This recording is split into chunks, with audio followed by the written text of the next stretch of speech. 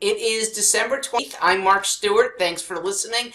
I want to make this message to Democrats. A lot of you have liked hearing my message, kind of a fresh one.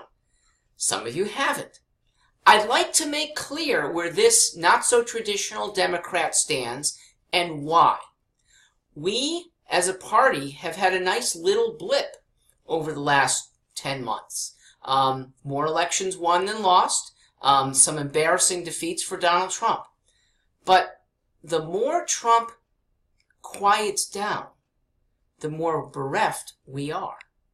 And he's finally getting it that he should take to Twitter a little less. That leaves us with less of a message, because you don't hear much from Democrat leaders about the good that this party can do. And here's what is worrisome to most of America, that too many of our party's leaders, and I'm talking pretty much at the national level, are leftists. And leftism is reviled, and it should be. And I want to make a clear distinction that this Democrat is nowhere near a leftist. This is a liberal, old-fashioned liberal, and one who has respect for even modern liberalism. But leftism, the trashing of Western civilization, the bringing down of what has been for 500 years an elevating society, it is winning over many of our leaders, and I want to make sure that we in Connecticut separate from those national leaders that would take us into the toilet. Liberalism once meant tolerance, but leftists have made very intolerant tactics. They don't let people freely speak. They put speech codes at universities. They put trigger warnings at different kinds of convenings. That's not liberal. Leftists liberals have proudly supported individualism. Leftists don't. Leftists use groups. Groups are what America did not like. Individualism, quality of individual to be measured against quality of another individual. It's superior. But groups bring on groupthink. Groups bring on bludgeoning of one versus another. One of the favorite groups that leftists have been using is racial groups. And it's a tough message for the Republicans to combat. Nobody wants to be called a racist. So the leftists use that.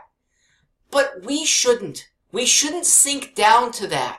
It's going against the Martin Luther King message. It is going against what we who pride ourselves in helping civil rights want to foster.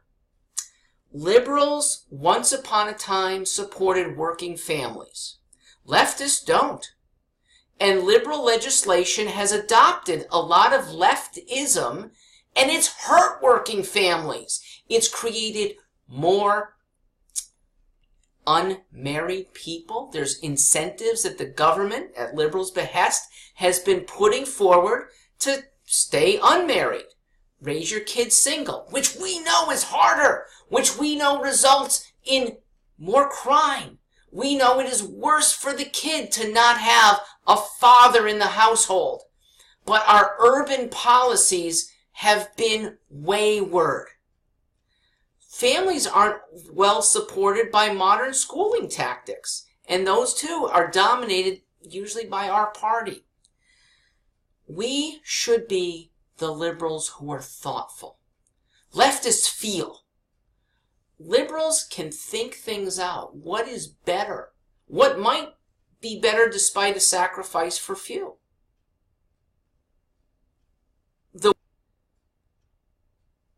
The word equality has this nice sounding feel, but it's superficial.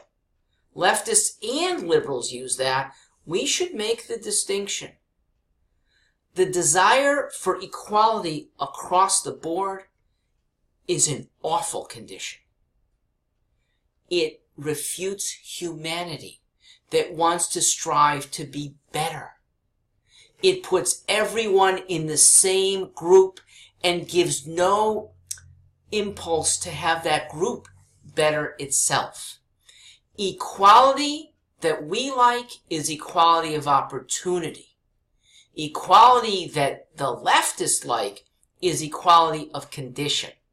Make the distinction, because those regimes that have wanted equality of condition end up imprisoning, shooting, using thuggery against their own citizens. There is not one success story among large groups foisting equality of condition on one another. Small groups?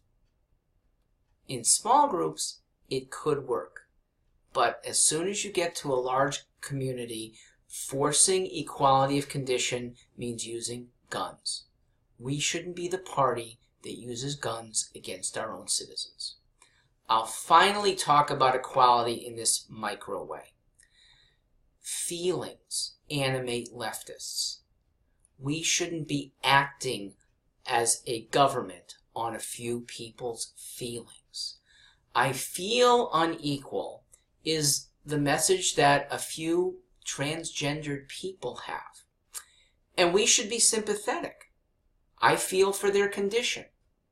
But I don't think we should be a party making policy on the condition of somebody who probably needs internal help, group counseling. Don't change the society just to make a few people feel better. Don't put men in women's restrooms.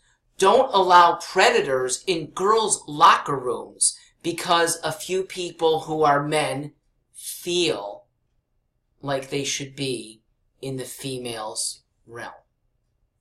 We should have the backbone to stand up and say, we want to help your feelings, but we are not going to hurt our society in the process. This is what you can expect as a governor from Mark Stewart Greenstein. Compassionate, wanting to get help and expand it for people who need it, but not changing good societal norms just because a few people feel unhappy. I'm Mark Stewart Greenstein. Thank you. Happy New Year.